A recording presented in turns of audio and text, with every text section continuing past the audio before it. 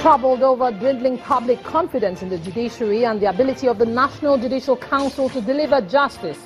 The council launches the National Judicial Policy, but the timing of these long overdue guidelines raises questions on its intent. Is the NJC's attempt to gag the media the way to go this time?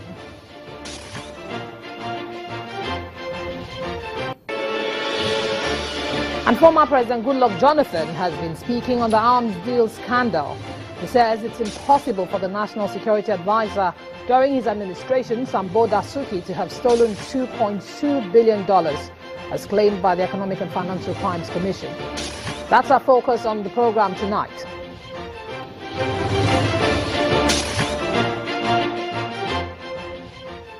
Many thanks for joining in, everyone. This is Politics Today live on Channels Television. I'm Imana Amawe. We are reaching you from Lagos.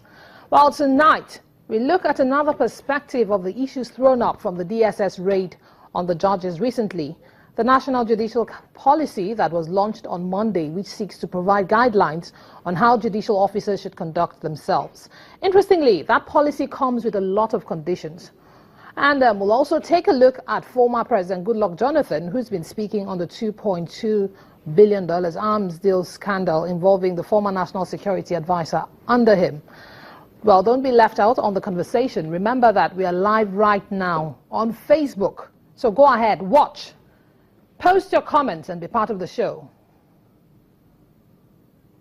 But first, let's take a look at some of the top political stories we'll be following for you right now. Political Roundup on Channels Television. Here are your top political stories this time. President Buhari has written the National Assembly requesting the diversion of funds appropriated for special intervention to be used to fund some recurrent and capital projects. He's seeking a total of 180 billion naira to cover the shortfall in recurrent and capital expenditure. President Buhari says the request is necessary because of the shortfalls in provisions for personal costs and inadequate provision for the amnesty program. President Buhari says the funds will also cover the inadequacies in the NYSC budget. The budgetary provisions for the foreign missions are no longer sufficient to cover all their costs. Meanwhile, President Buhari is seeking the approval of the National Assembly for an external borrowing of $29.9 billion to ensure the prompt implementation of projects.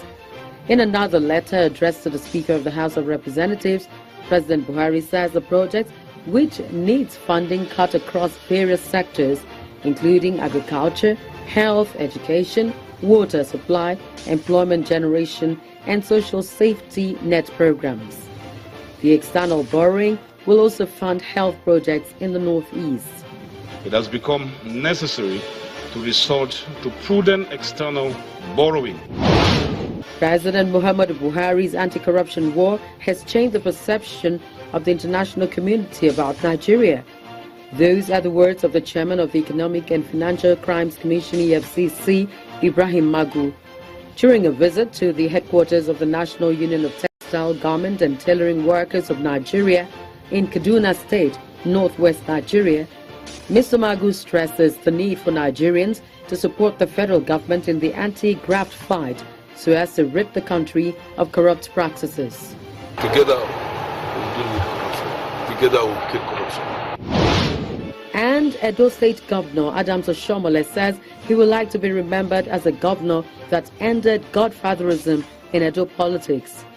After a closed-door meeting with President Buhari at the presidential villa, Governor Adams Oshomole says he has made it easy for developments to get to his people without external interference.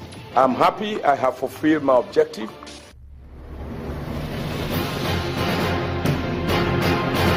And you're up to date. Those are your top political stories you need to know.